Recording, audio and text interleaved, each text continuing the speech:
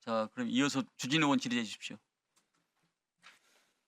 네, 공수처 말씀부터 좀 드려야겠습니다.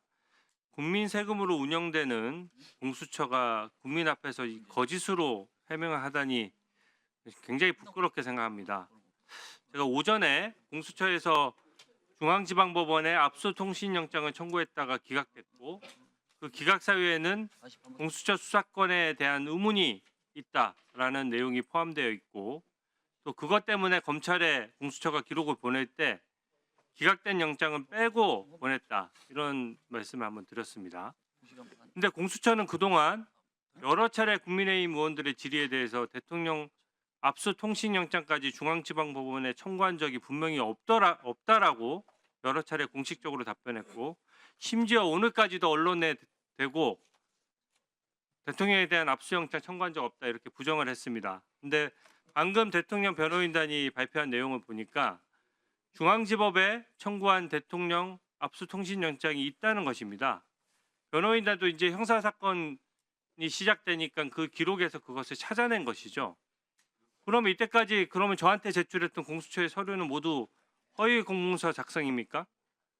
저는 이것을 문제 삼을 것이고요. 변호인단은 기록에 일단 첨부된 것만 확인한 것이고요. 제가 제기한 문제는 여전히 남아 있습니다. 여기에 보면은 그 진짜 문제되는 영장들은 빼고 보냈다는 의혹이거든요. 근데 오늘 보니까 공수처가 느닷없이 또 압수수색을 했어요. 저번에는 이상민 장관에 대해서 수사하겠다라고 해서 한 달 이상 기록을 들고 있다가 제대로 수사도 하지 않고 수사권이 또 없는 문제가 생기니까 제대로 검토도 안 한 채 기록만 계속 들고 있다가 한 달 만에 경찰로 사건 내려보냈습니다.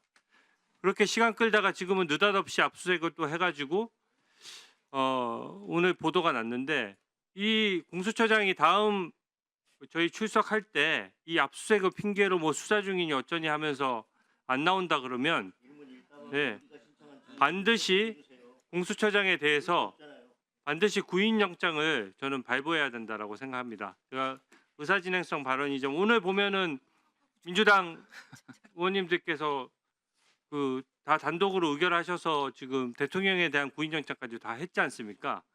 공수처장도 국민 앞에 거짓으로 해명한 게 딱 나왔으니까 주 의원님, 구인영장을 발부해야 된다라고 생각합니다. 주 의원님 잠깐만요. 우리 지금 위원회의 의사진행 방법이 일문일답입니다. 그러니까 아니 그러니까 내가 알고 계시라고 다시 주지를 시키는 겁니다. 네. 네. 아니 제 시간을 이용해서 아니 그래도 말씀드리는 거예요. 일문일답을 원하는 따로 아니면 시간 시간을 얘기고. 주시든지. 예. 그러면. 따로 시간을 주시면은 저야 더 네. 좋죠. 말씀하세요. 네. 그 정도 하고요. 박한수 육참총장님, 네, 그 수사기관 어디서 조사를 받았습니까? 예, 국수본, 민간 검찰, 군 검찰 이렇게 수차례 받았습니다. 세 군데에서 조사 받았죠. 예, 예. 조사 받았는데 몇 번이나 조사를 받으셨어요? 2번에서 4번 각각 그렇게 2번, 3번, 4번 이렇게 된 것 두 같습니다. 번, 세 번, 네 번이요? 네 총 번이 9차례, 다섯 번. 10차례 조사 받은 거예요? 9차례, 10차례 된 것 같습니다. 그럼 한 번 조사 받을 때 뭐 최소한 8시간에서 10시간 정도 조사 받은 예, 건가요? 그렇습니다. 네. 그러면 탄핵 그 헌법재판소 재판에 가서는 어느 정도 증언하셨어요? 거기는 증인 시세가 안 됐습니다. 증인 채택이 안 됐어요. 네. 증인은 신청됐는데 채택이 안 된 것이죠? 아니, 그건 잘 모르겠습니다. 제가 이게 접견권이 없습니다. 아니 지금 정보가 계엄사령관으로 해서 있으셨던 거잖아요. 근데 거기에 보면은 지금 수사 기록이 220건이고 그 기록이 방대한 게 7만 쪽이라고 하고, 본인도 기소됐으니까 아마 기록의 방대함에 대해서는 알고 계실 것 네, 같아요. 많다는 건 알고 있지만 정확한 잘 모릅니다. 네. 기록 전체를 검토할 시간이 있었습니까? 저는 전혀 네. 모르겠습니다. 그러면 지금 박한수 계엄사령관은 사실은 이 계엄 자체의 전체 사령관이고 사건의 실체에 대해서 정확히 알아야 되는 그런 상황인데, 지금 헌재에서 탄핵 재판하는 거 보면 박한수 계엄사령관에 대해서도 증인으로 한 번도 안 부르고, 그리고 3개 수사기관에서 각각의 수사관들이 그 9차례에 걸쳐서 조사했던 것을 그대로 그걸 받아들여 가지고 그거 가지고 지금 재판을 한다는 거거든요. 저는 이게 탄핵 재판에 있어서 굉장히 이렇게 해서 무슨 실체적인 진실을 발견할 수 있으며 어떻게 반대 신문권이 보장될 수 있느냐라는 생각이 들고 박한수 총장님도 다른 그 직원 부하 직원이나 부하 장병이나 또 아니면 다른 분들과 진술이 좀 배치되는 부분들이 좀 있죠. 예, 정확하게 확인을 했는데 방금 계엄과장하고 약간 오해가 있는 것 같아서 그건 잘 모르겠습니다. 그러니까 이렇게 전부 다 증언들을 엇갈리거나 다 확인이 필요한 부분들이거든요. 아까 저 말씀 못 하셨던 부분 있는데 조금 말씀해 보십시오. 아, 네.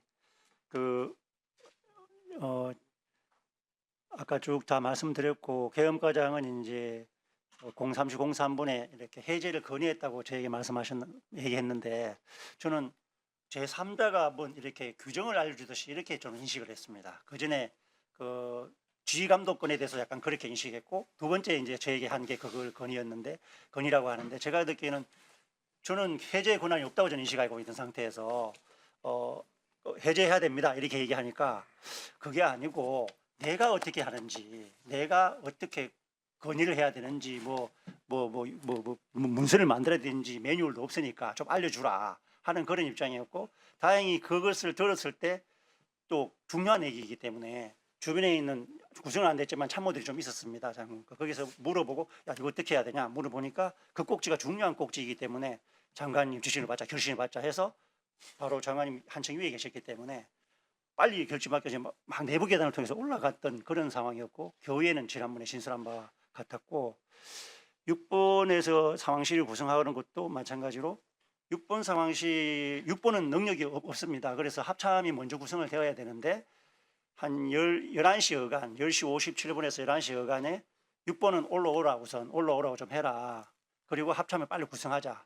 그런 관점에서 들어갔는데 그것이 준비된 게 좀 늦었습니다. 제가 알기로는 2시 몇 분에 준비된 걸로 알고 있는데 나중에 들었는데 그래서 어떻게 올라오게 됐는데 그것을 또 제2의 계엄 뭐 이렇게 또 맥락을 맞추니까 그 부분도 좀 답답하고 그런 게 좀 있었습니다.